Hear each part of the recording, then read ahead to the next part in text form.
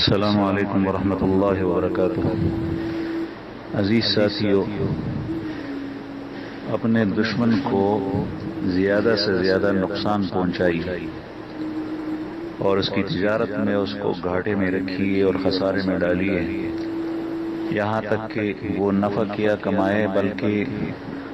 اس کا راس المال بھی غارت ہو جائے، یعنی جو اس کی سرمایہ ہے اس کا تو وہ بھی ختم ہو جائے۔ میرا مقصد ان الفاظ سے یہ ہے کہ ہمارا دشمن شیطان ہے، اور جس طرح آپ حضرات دیکھتے ہیں کہ دنیا بھر میں مسلمان رمضان المبارک میں جتنی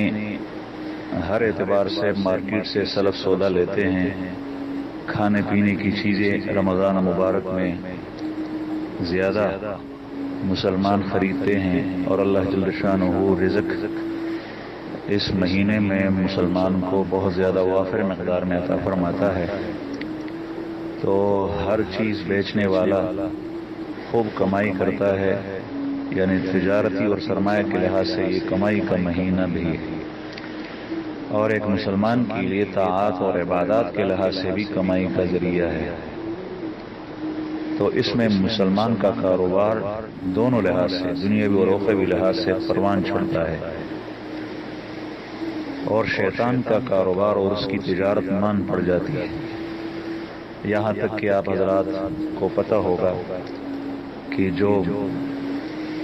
مردہ شیاطین ہے، سرکش شیاطین، ان کو زنجیروں میں جکڑا جاتا ہے، تو وہ انتہائی گھاٹے اور خسارے میں ہوتے ہیں پورا رمضان المبارک۔ لیکن جیسے ہی رمضان کا مہینہ ختم ہوتا ہے تو ایسے ہی شیطان کا کاروبار پروان چڑھتا ہے، اور اس کی مارکیٹ بلند سے بلند تر پوائنٹ پر پہنچ جاتی ہے، نقطے پر پہنچ جاتی ہے، عروج کرتی ہے، اور اس کے ساتھ ہی جس طریقے سے مسلمان کا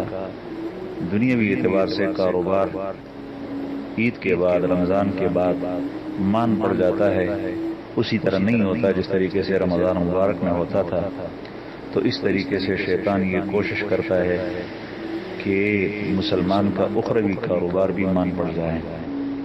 اور وہ یہاں تک کوشش کرتا ہے، اس پر وہ اکتفا نہیں کرتا کہ آگے یہ نفع نہ کمائے،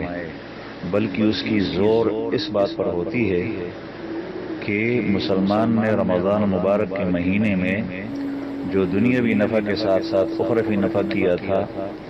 اور جو راس المال کے اوپر کافی سارا ربح اس کو مل گیا تھا، وہ نفع بھی اس کا ضائع اور اکارت ہو جائے۔ اس کی کوشش ہی رہتی ہے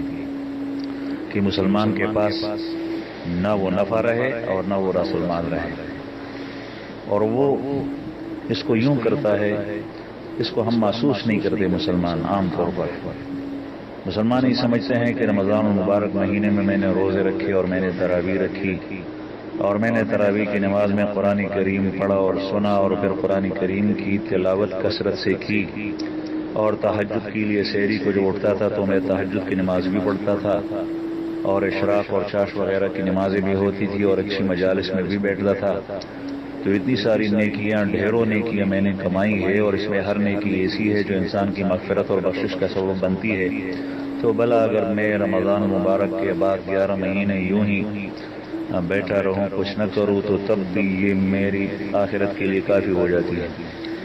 وہ شیطان کی چالاکی یہیں سے شروع ہوتی ہے،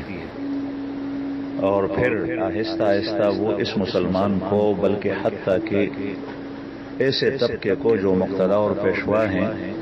ان کو بھی اعمال سے آہستہ آہستہ دور کرنے کی کوشش کرتے ہیں۔ چنانچہ سب سے پہلی چیز جو یہ شیطان ہم سے ان دنوں میں اس موسم کے اندر چھین لیتا ہے تو وہ تہجد کی نماز ہے، اشراق کی نماز ہے، چاش کی نماز ہے، قرآن کریم نازلہ سے پڑھنا ہے، یعنی قرآن کریم کی تلاوت ہے، اور ذکر و اذکار اور تسبیحات ہیں،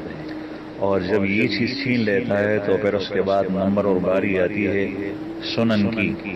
اور پھر سنت مؤکدہ کی، اور یہاں تک کہ وہ کبھی فجر کی نماز میں فرض نماز سے بھی رہنے دیتا ہے، اور جمعہ کی نماز اکثر مسلمانوں کی ان دنوں میں فوت ہو جاتی ہے، اور جب یہ سلسلہ عید کے دنوں میں رہتا ہے تو پھر سال بھر اس پر پھر آہستہ آہستہ یہ چیز بڑھتی جاتی ہے، اور پھر یہی بندہ جو رمضان میں کہیں مستحب چھوڑنے کے لیے تیار نہیں تھا وہ فرائض کو بھی چھوڑ دیتا ہے اور پھر بڑے بڑے گناہوں کے اندر مبتلا ہو جاتا ہے۔ تو عرض کرنے کا مقصد یہ ہے کہ ہم اپنے دشمن کی اس چالاکی کو دیکھیں، اس طریقے سے اس کی مارکیٹ پروان چڑھتی ہے اور اس کی تجارت زیادہ سے زیادہ نفع کماتی ہے، چنانچہ وہ تالیاں بجاتا ہے اور خوش ہوتا ہے کہ وہ لوگ جنہوں نے سارا نفع کیا تھا رمضان المبارک میں نے ان کو ضائع اور اکارت کر دیا ہے۔ لہذا اس کی چالاکی، مکاری اور عیاری سے ہوشیار رہی ہے، اپنا راس المال بھی ضائع نہ کیجیے اور اس پر کیا ہوا نفع بھی ضائع نہ کیجیے۔ وہ نفع آپ حضرات کو پتہ ہے کہ ایک فرض 70 فرض کے 70 گنا بڑھا دیا جاتا ہے اور ایک نفل کا اجر و ثواب فرض کے برابر دیا جاتا ہے۔ نبی کریم صلی اللہ علیہ وسلم کی حدیث مبارک میں یوں وارد ہے، اور اس میں ہر عمل، اکثر اعمال ایسے ہیں کہ جن کا احادیث میں تذکر آتا ہے کہ وہ انسان کے گناہوں کے بخشش کا ذریعہ بنتا ہے۔ تو کہیں ایسا نہ ہو کہ ہم دشمن کو تو فائدہ پہنچا رہے ہوں اور اس کی مارکیٹ پروان چڑھا رہے ہیں اور ہماری دنیاوی اور اخروی دونوں مارکیٹیں گرتی جائیں، اور وہ جو نقطۂ عروج پر پہنچ گیا تھا ہمارا نفع وہ بالکل زیرو اور صفر میں آ جائے بلکہ مائنس کے اندر چلا جائے۔ اس میں احتیاط کرنا چاہیے اور دشمن کی چالاکی اور مکاری پر غور و فکر کرنا چاہیے اور اسے بچنا چاہیے۔ اللہ پاک ہم سب کی حفاظت فرمائے، آمین۔